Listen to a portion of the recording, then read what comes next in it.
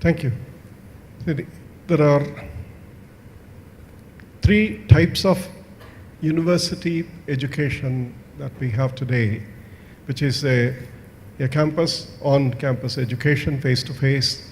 We have also virtual universities where you register and then you take the lessons on the computer online. And then the third form, which is the massive open online courses that we have, which is a certification process. E-learning is common to all of them. See, the fundamental point in teaching learning process that, as I have understood, I would state, teaching is delivery. It may be a very beautifully orchestrated delivery, but it's made once.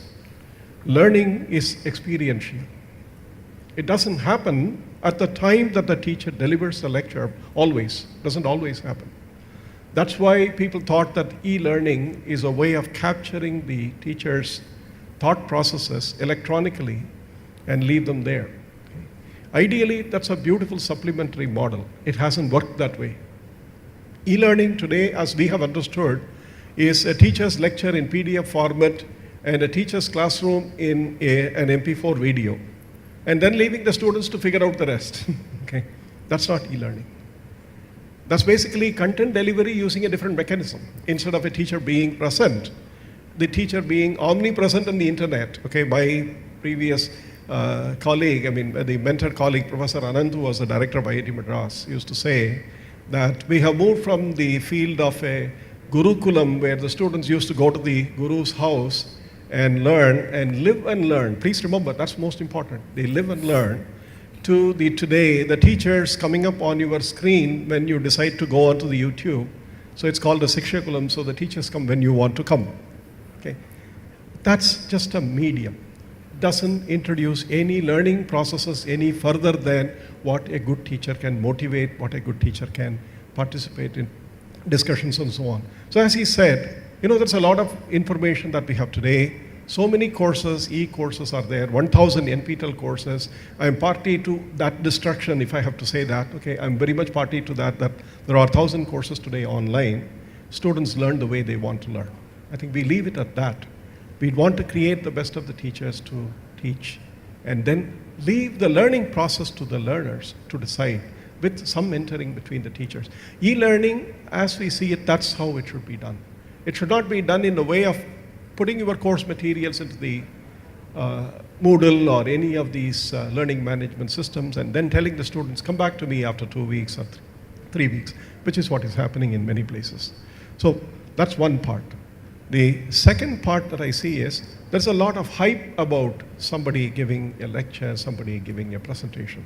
To me, cognition and communication are as different as technology-enabled learning versus technology-enhanced learning. Cognition is one's fundamental ability to understand things in his or her own native language or native thinking process. Communication is something that what I do. 45 years ago, I was not able to speak in English as I'm able to speak today, but it happened through a process of training and it happened through a process of adoption. Okay? It only allows still me to express my ideas a little more clearly than what I were able to do maybe 20 years ago. So e-learning should differentiate between what is a cognitive ability of an individual versus the simple transformation of information to an individual and then build a repository of library of information. So this is a beautiful statement that David Merrill made many years ago from University of Utah, which he said then information is not instruction or instruction is not information. You need the teachers to process whatever you call as the information. So e-learning today provides lots and lots of information, but without a family of connected dots and the connecting mechanisms and processes whom we call as good teachers, the process of learning will not happen. So no matter how many lectures that you translate into an electronic format, no matter how many videos you put in on the YouTube, if you don't have a process of connecting these people who want to learn at a time when they want to learn, e-learning is more like a repository. And unfortunately, that is what is happening with many universities. So this is one thing. Do I have another minute to say something? Yeah, okay. So the other important thing is Teachers teach at 9 o'clock in the morning, students want to learn at 11 o'clock in the night before the examination. There is asynchronicity in the processes that we do. I think all of you know that. Most of you are teachers at some point or the other. The student comes and sleeps in the class, he or she, it doesn't matter, and then we still lecture and we go about, and then we say, okay, for those of you who slept, here is my lecture material, you take them and read them and so on. I think that's not the process of electronic transformation. What is important is to make the students come back and participate in the classrooms or come back and participate in the discussion forums. So I would rather prefer the model of telling the students, you've got a week to read these 3 lecture or 3 materials, read whenever you want to, whatever you want to, or whoever you want to do that with. But when you come to the class, I'm going to ask you questions about what you learned and how you learned. Form a group and discuss this. This is, of course, done in management very often, and it's not yet a practice of science. This is also known as flipped class. I mean, we all know these kind of methods for many years. The Americans have coined the word of a flipped class because the class process is reversed, that teaching is outside of the classroom and the discussions happen. So these are some of the methods by which e-learning can actually force the student community to learn. See, leave the responsibility of what they have to learn to the children by telling them, this is what you have to learn, this is what you have to perform, this is what I expect you as an outcome when you finish the course. And in the semester, I am available to you on specific hours for the way you want to bring that process of learning together.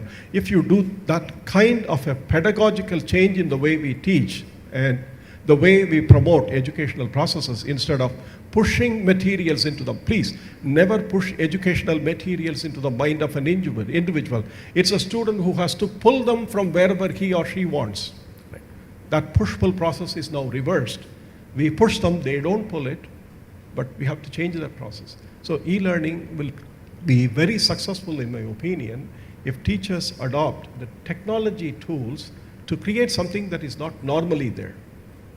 A text material is easy to write, to prepare, PDF, Word, easy to copy. But think about it and think about a process by which you want to learn or how you learned it and how much easier you can make for the next person to learn, probably in 50% of the time. I think that today the tools that we have are phenomenal, technology tools we have. I always try that with a large number of animations and chemistry in my classroom. I always think about doing something that the others have not done. What is the process by which you understand? So e-learning has many, many different phases.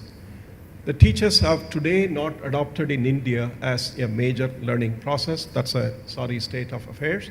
Maybe 10% of the teachers think that it is a very good method, but the other 80-90% are not required to do it. I think the educational processes should slowly bring them into the community of making such processes. Then e-learning as a tool, I think, will be a wonderful medium for people to speak and communicate with each other. Otherwise, e-learning is exactly what this beautiful quote from Gibbon in Stanford used to say. I have this in my article. It's from Feynman's Lectures on Physics. It's a beautiful quote. The power of instruction is seldom of much efficacy except in those happy dispositions where it is almost superfluous. Thank you. Thank you for elaborating e-learning from a multi-dimensional aspect. And I think it's very pertinent to really see and understand e-learning beyond the repository model, which is sadly what it appears to be today.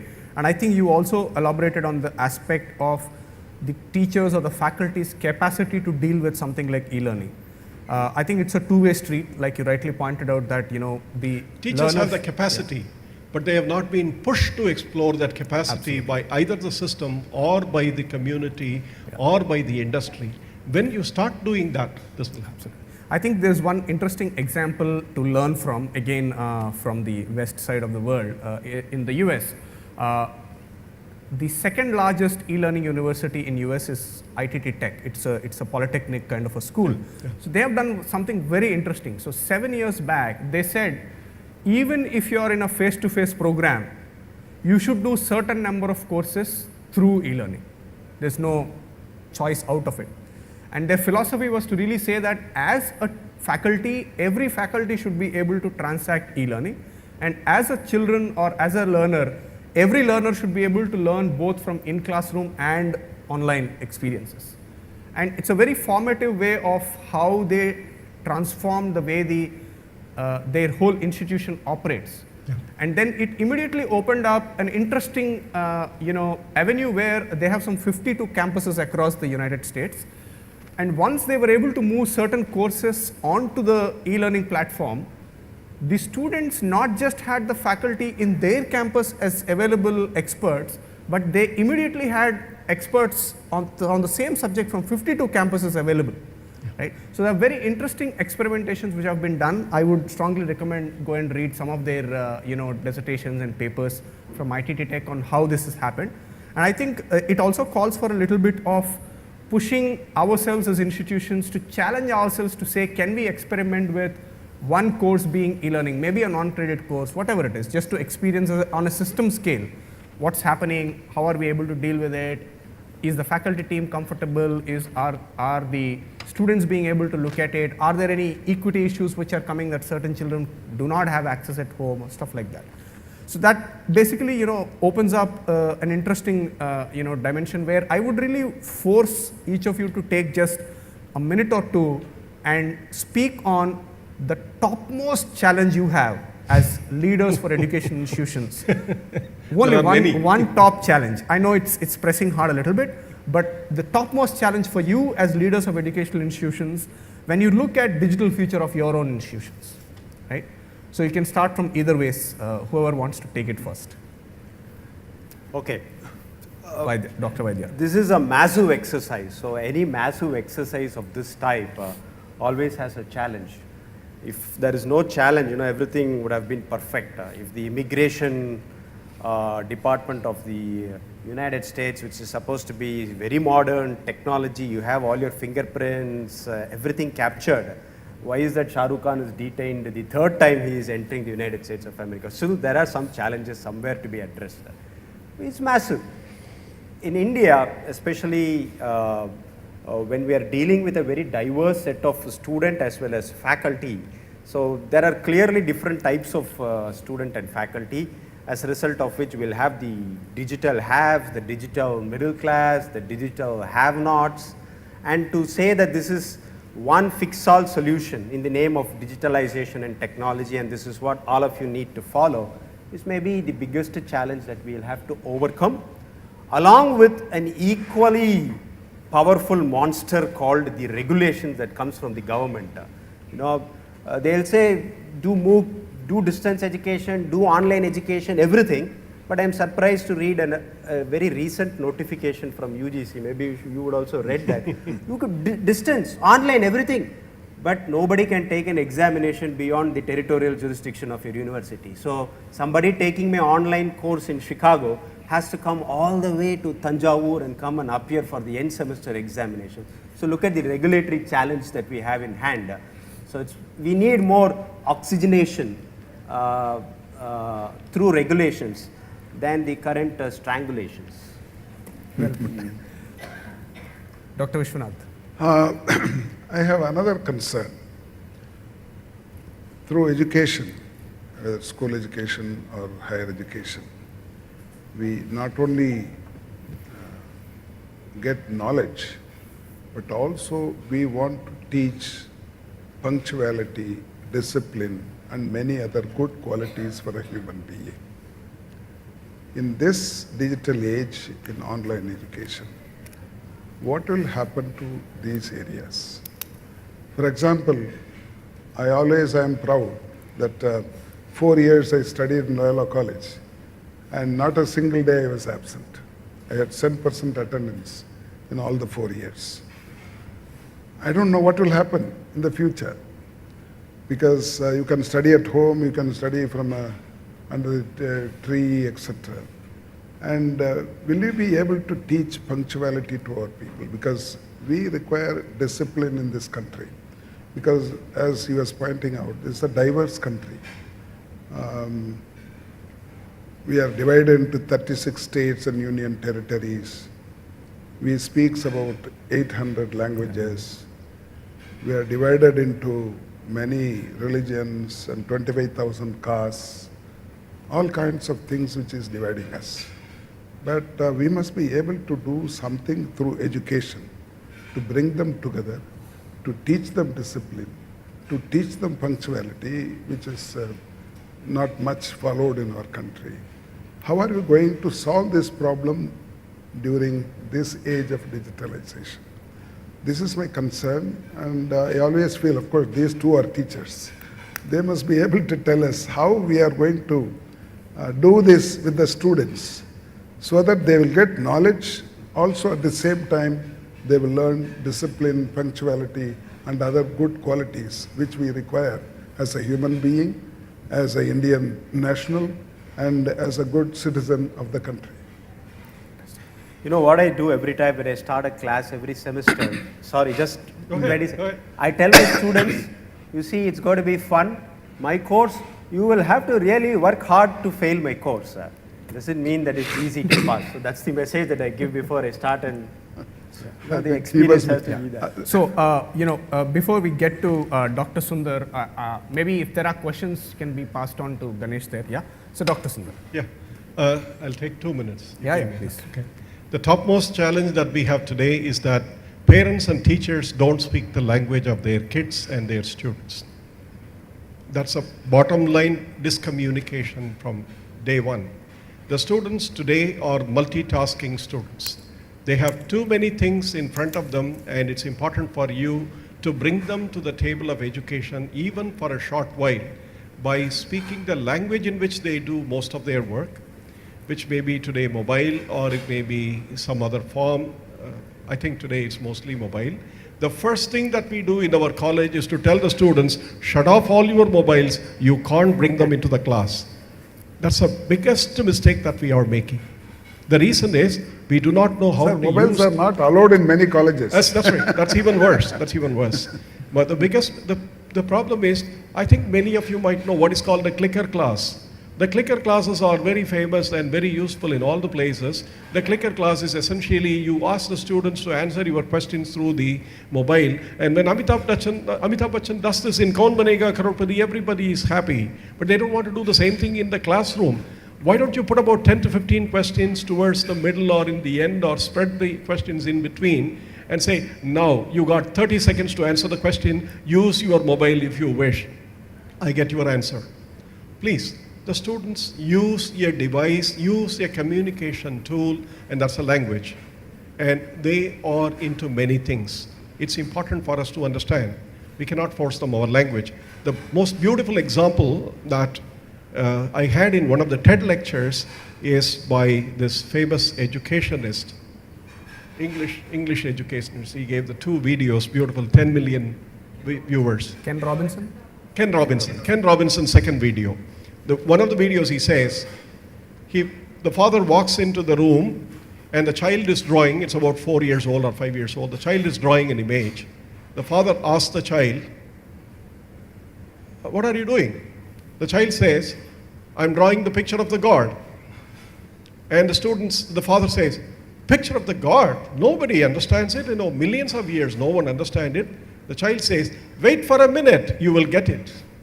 Okay? That's what children are. They are innovative. They are our kids. But we teach them the language to speak, and therefore we think that they would have to listen to our language all the time. We never get back their language over a period of time when they have learned it their own. So I think that's important for all of you as the professors, and I do that in my class often. In fact, I'm about to think of setting up a WhatsApp group for the whole class and give my mobile to somebody who can answer all the WhatsApp queries, and then I get to know what the summary and so on. What is important is the language. The second most important problem, I'll finish with that, is cognition versus communication. I mentioned that already. Please do not forbid your students to speak in the language in which they want to speak and learn in the language in which they want to learn. But tell them that while they are learning, English is also important.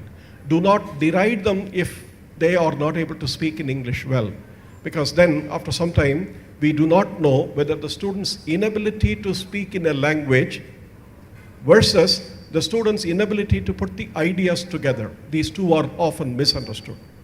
Therefore, native language learning is extremely important. Please understand, the most important developments of quantum mechanics and other things in physics in those days happened in German language, not in the English language.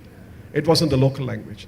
What is important for our children is to tell them communication is an exercise that they have to learn over a period of time. Cognition is native to them. Ramanujan did not speak the language of the mathematicians that Hardy was very familiar with, but he came up with results that no mathematicians could understand. Even today, after 100 years, we don't know how he got those results. I think there are hundreds of kids in our country like that. I think what is important for us is not to worry about what language they speak. It is how they understand things. I think the teacher's role is to highlight that. I think that's the biggest challenge for all of you. I wish you all the best. Thank you. Thank you, Dr. Sundar. So there are a few questions here. Let me try and organize them a little bit. Question papers. Yeah, question papers have come in. So some of them, they're open questions to everybody in the panel here. So let me just take the first one here. So digitization can break the limits of the brick and mortar, ecosystem, right? In terms of examples, illustrations. So it is driven digitization of engineering and technology and management institutions have failed. So your comments on the fact. What's the question? It says, so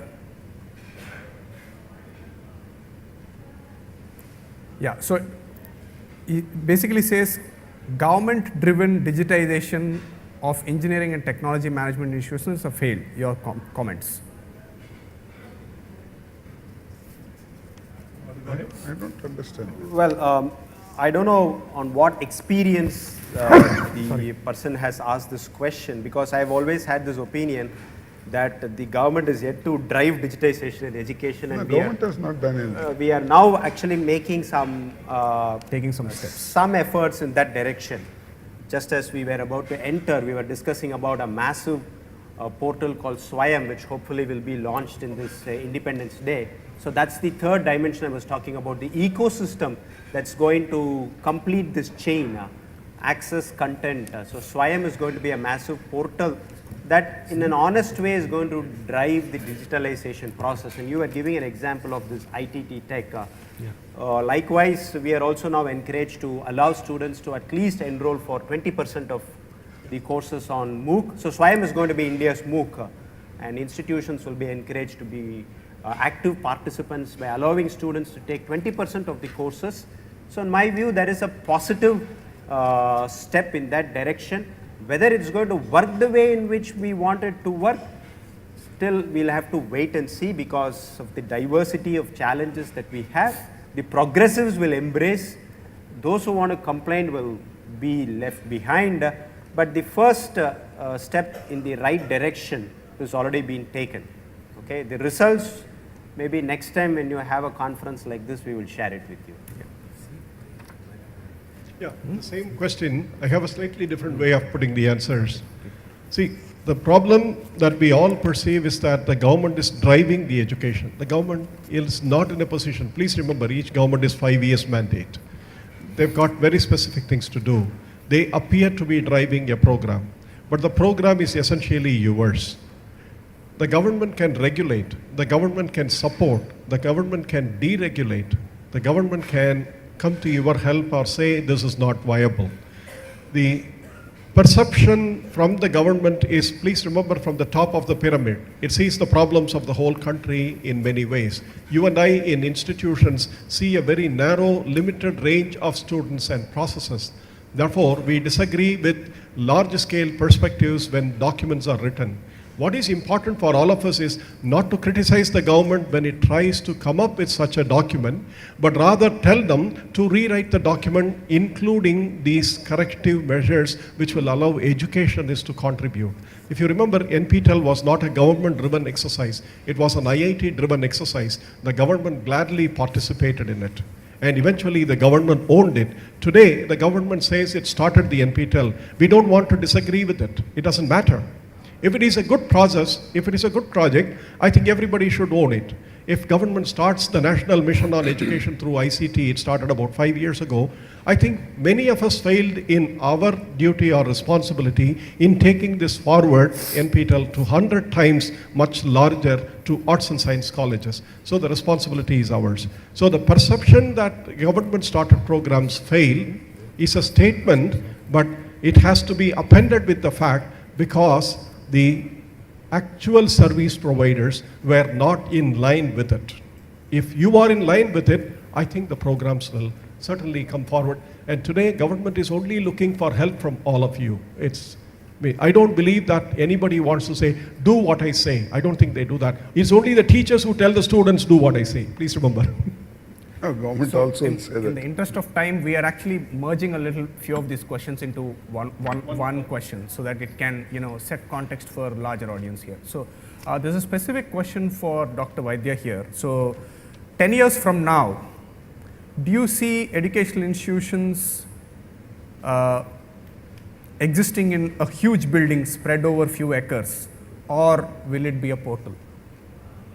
No, as I said, the book that I read, The Avalanche is Coming, is very clear that different people want to study in different types of institutions. So you will have online universities, you will have research universities, you will have teaching institutions, you will have vocational colleges, you will have community colleges. The extent to which you're going to adapt to this technology and digitalization maybe can differentiate these entities, but that it will replace a brick and mortar institution, in my view, is not going to happen. Why 10 years? Maybe even for the next 100 years. So the next question which I would like to open up to all the panelists is about, it's more a value-based question, I guess. How to avoid misuse of mobile phones by students in classrooms? Can we expect all students to know the usefulness of mobile phones in the classrooms? Clubbing to that is this whole aspect of how can we teach our children to basically leverage this, for becoming better learners. It's more about the abilities to transact with the technology in the space. I think we should begin at the earliest age itself, so that the phone could be used for learning purposes, which is not being used now, or which we are not telling them also. I think he spoke about it. It is happening in US universities. They answer through mobile phones or other digital means. It is possible. Only thing is, from a younger age, we should teach them, and they should also be brought up in such an atmosphere. Then we need not ban phones. They can always use it in the classroom. Yeah, I think it's a very perfect scenario here. So when I would maybe encourage us to go back maybe 100 years back, when print textbooks were just seen for the first time in the classroom.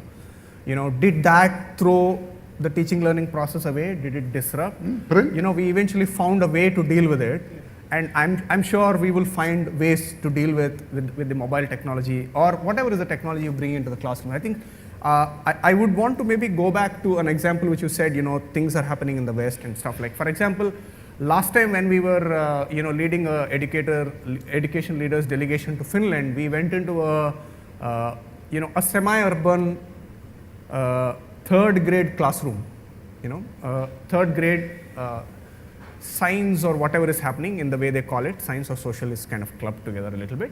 So there was this interesting activity they were doing where there were iPads in the classroom and all that stuff, but it was very fascinating to see that there was no charm about wanting to go and open the iPad and play with it.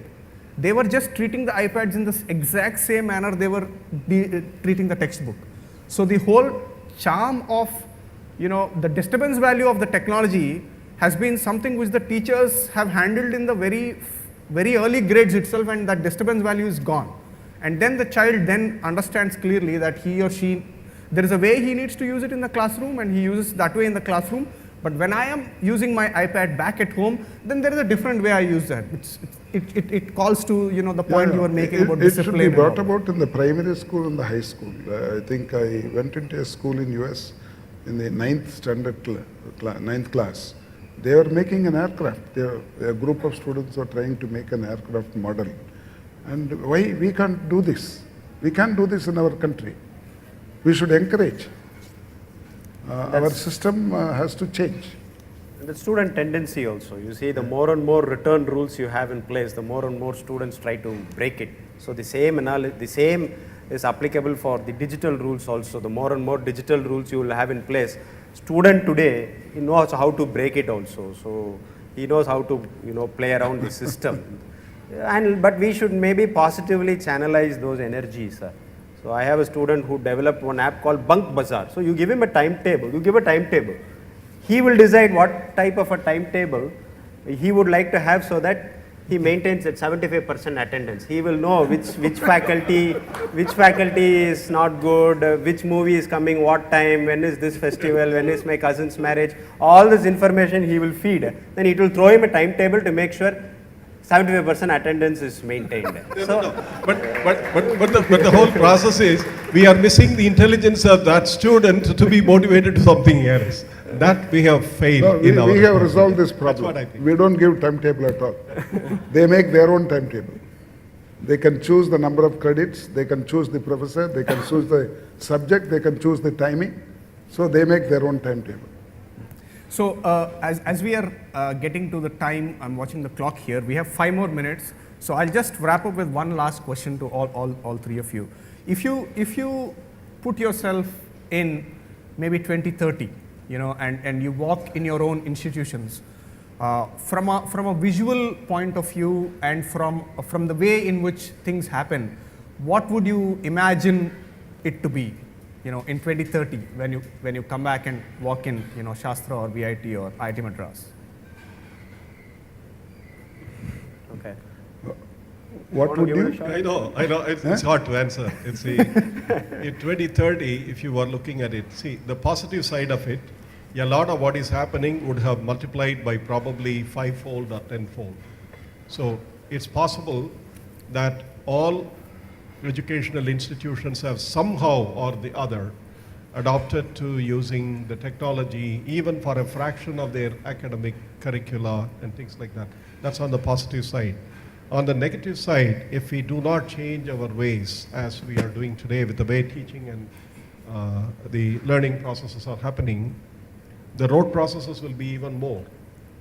Many people call it rote learning. There's nothing learning about rote. I think it's an oxymoron. It's a rote process. That will be much more, and that's far more detrimental to and the students will all be walking telephone books if you tell them that you have to remember all these things from various websites. They will all be walking telephones and the misplaced hard disk, essentially, which has all the data but no connectivity between them. Please remember, learning is essentially connecting all the dots. And what we are doing in the university is to create the dots for the students. So it's important for them to get an algorithm by which they connect, and then they become prosperous and they contribute to that process. So the negative side is if you don't connect to the dots as faculty members, as responsible society people, the dots will all be there, but they will be connected in any which way they want. And I think what we will have is a large number of student population who will be unemployed and who will be reticent about the whole process, and they will be really aggressive in the society. I think it's very important. Therefore, that's the negative side. So the positive side is what we have to look at, because if you look at more and more on the positive side, that grows also. Dr. Vede? Yeah, maybe 2030 when I enter my class, I will still be prepared for that mischievous student who will have a chalk piece in his hand to throw at me.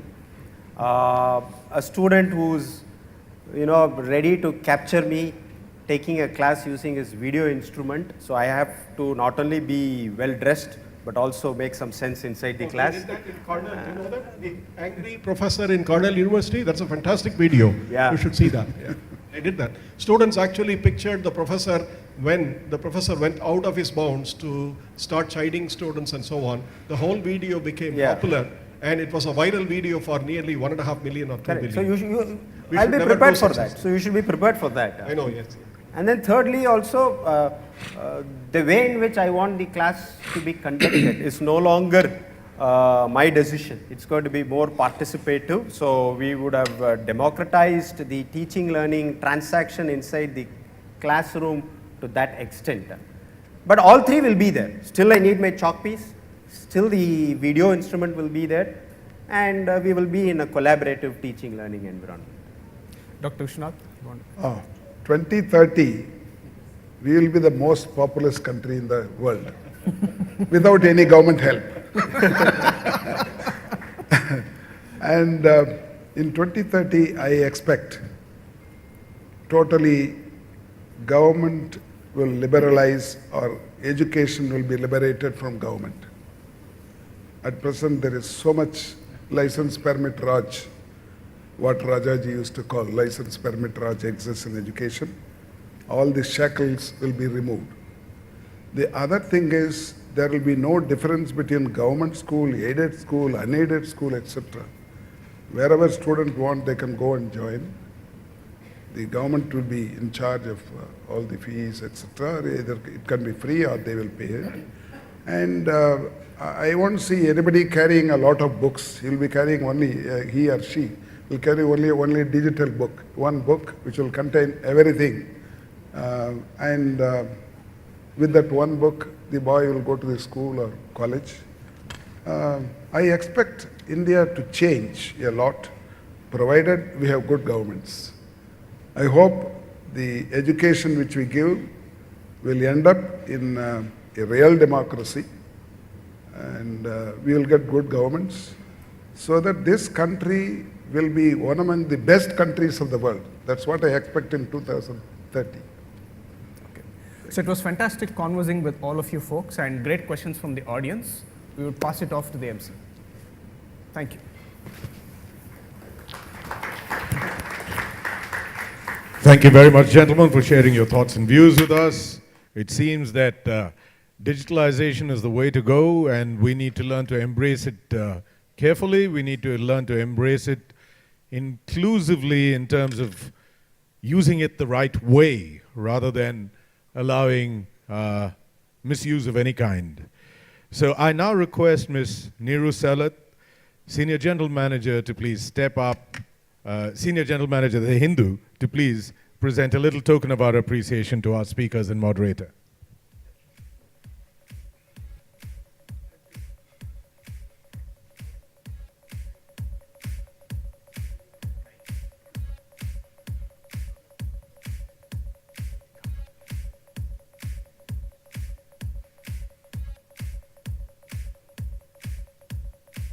Thank you, sir, for moderating that session so ably.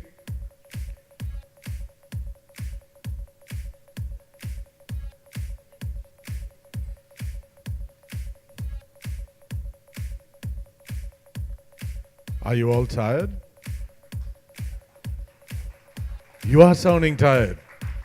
It's been a long day, I know, but a little more applause for the fact that they had so much of interesting things to say to all of us, which are going to stand us in good stead as the years progress. Thank you very, very much, gentlemen, and thank you, ma'am, for coming up to do the honors. Thank you. Thank you, sir. Thank you very much. Pleasure. And now for some, I hope all of you have been filling out your feedback forms. If you haven't as yet, please don't forget to do it before you leave. Thank you. And now for some concluding words, we have the director of Chrysalis, formerly Easy Vidya Private Limited, who has wide-ranging corporate experience in strategic management at leading educational services and information technology-related organizations, interacting with policymakers and implementers of school education and corporates with officials connected to national and state boards, including CBSE, is his forte. Please welcome Mr. Ganesh Subramaniam.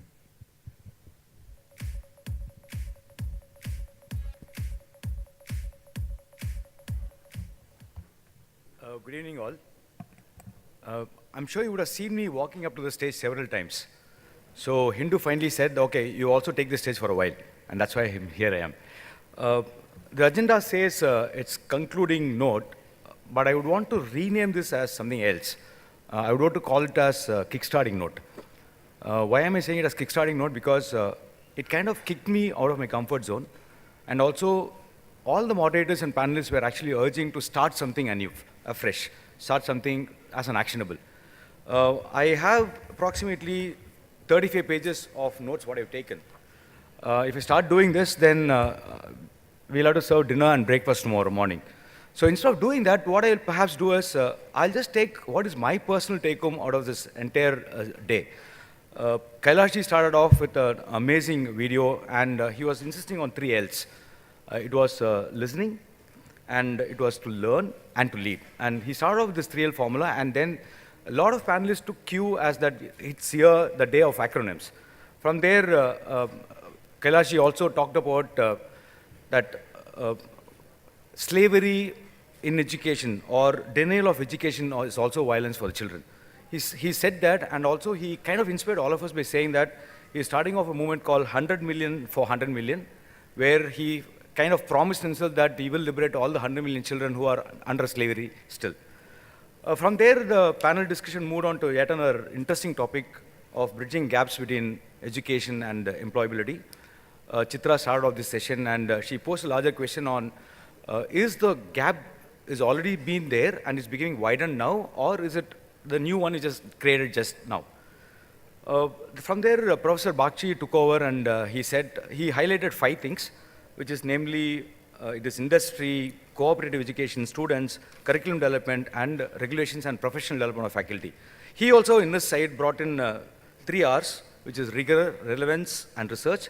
And he also brought in 3 I's, which is imagination, which is why not, introspection, and innovation.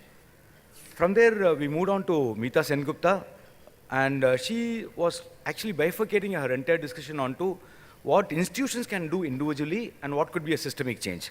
She talked about that, and it's her turn to give an acronym, and she talked about ESCAPE, where she was actually questioning all of us, including me, that are we getting caught on status quo, and are we not moving out of a comfort zone? And he said ESCAPE.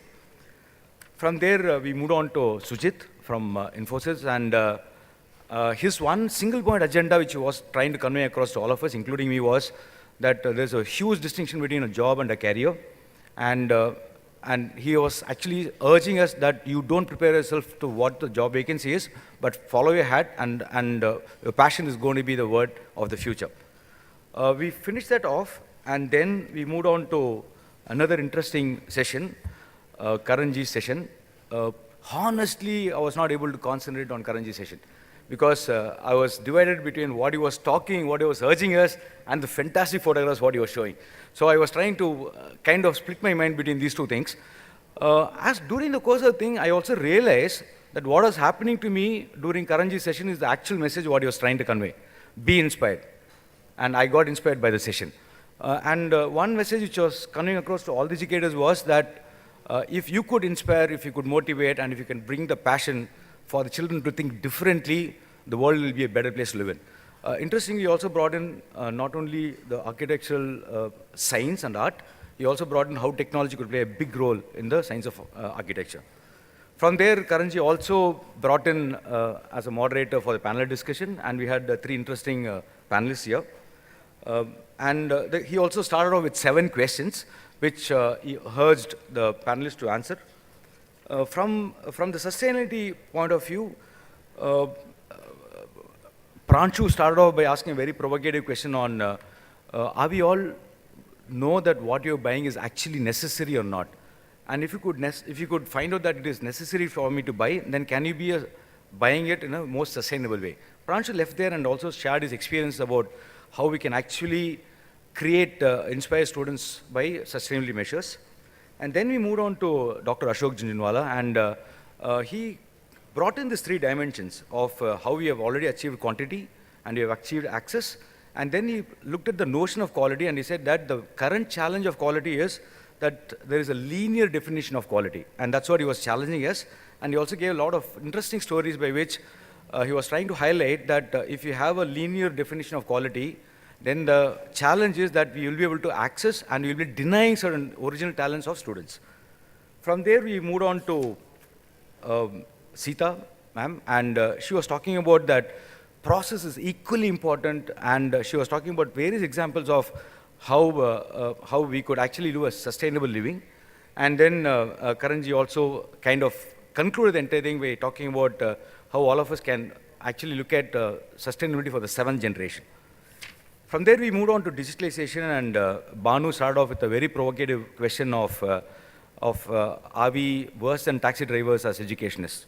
From there, the panelists actually had a 2-minute pitch on their viewpoints. Some of the interesting things which I noted down in that was Mangala Vaidhi started off by saying that there are several disruptions which are happening, and how do we look at, one of the questions was, has digitalization has really arrived? I think all three panelists had a consensus that digitalization is the future, and digitalization has already arrived. From there, we moved on to looking at what is technology and digitalization, can it come together? And Dr. Mangala was also talking about what is cognition and what is communication. And cognition is the basic understanding, and communicating is communicating what you understand. And he was trying to differentiate these two things beautifully. And in the thing, Dr. Viswanathan also was talking about a digital week. And I was wondering whether we should just have digital week and also make people digitally weak at times, so that we move away from gadgets for a while and think for ourselves, which will actually improve the cognitive abilities. Banu kind of, again, provoked people on what would your classes be in the next 20 years or so. That's where I think people are talking about connectedness, where all of them would get connected, and there will be a liberation, and also there will be a democratized learning, and also universalization through digitalization. So that's my take home from this entire day. Thank you all. Thank you, sir. And now to deliver the vote of thanks, ladies and gentlemen, it's my pleasure to invite to the podium Managing Director and CEO, Kasturi & Sons Limited, Mr. Rajiv Lochan. Very good evening to all of you. As Ganesh was just saying, it's been a long day. And so I thought I would take this opportunity to be brief, first of all, but also thank all of you, educators, teachers, academics, and administrators of educational institutions for sparing your time to be here. The next 15 or 20 years is going to witness unprecedented prosperity for us as a country.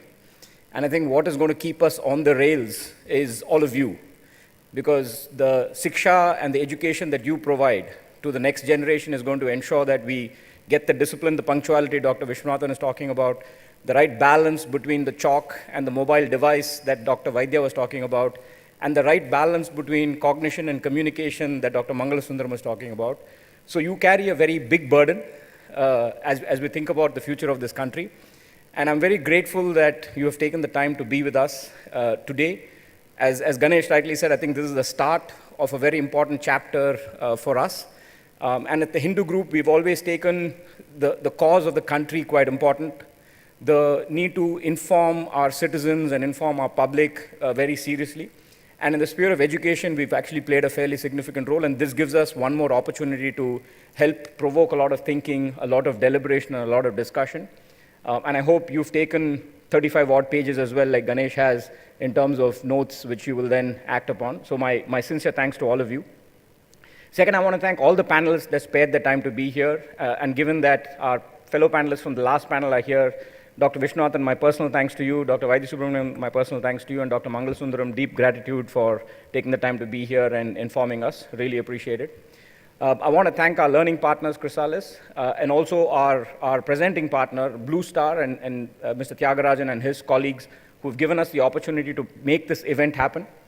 We see this as the start of many such events that we do, where we bring educators from around the country together and provoke a lot of discussion and deliberation on the future trajectory that education and education systems need to undertake.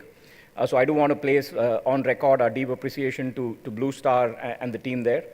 And lastly, I'd very much like to thank my team from the Hindu group, who've actually toiled quite hard over the last several weeks to put this event together.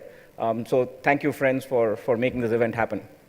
As I said, I do hope that this will be a regular feature that we bring to our readers and our citizens in the different communities that we operate. And I very much look forward to all of you coming back to future such events. One parting request to all of you is to share any feedback, any suggestions, any ideas that you have quite liberally with us. We welcome skepticism and criticism as well. because we see this as a chance to actually shape the future path that we as a country take. And we'd be most well guided by educators like yourselves than anybody else. So please be generous with your input, ideas, and suggestions, which I'll assure you we'll do the best we can to incorporate in future editions of this event. Once again, thanks so much for your time, and I look forward to seeing you all very soon. Thank you, sir. Ladies and gentlemen, I must say it's been a pleasure spending an entire day with so much of knowledge in one room. You are the people who are creating the future of this country and indeed progressively the entire world. It's been spectacular, and I make one promise to you that if and ever I get the chance to meet students of yours, I will definitely tell them that you came in every time the bell rang. It's been a pleasure. May I please now request you all to rise for the national anthem.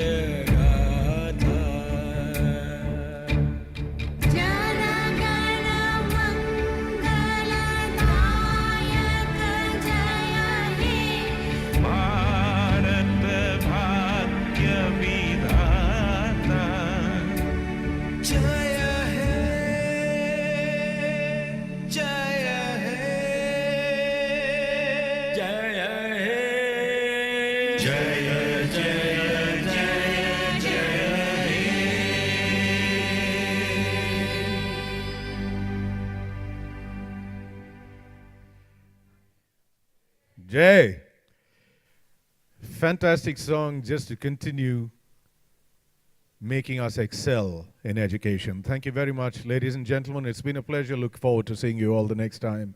I'm your host, Neelakantan, saying goodbye, God bless, and keep those students coming. Thank you.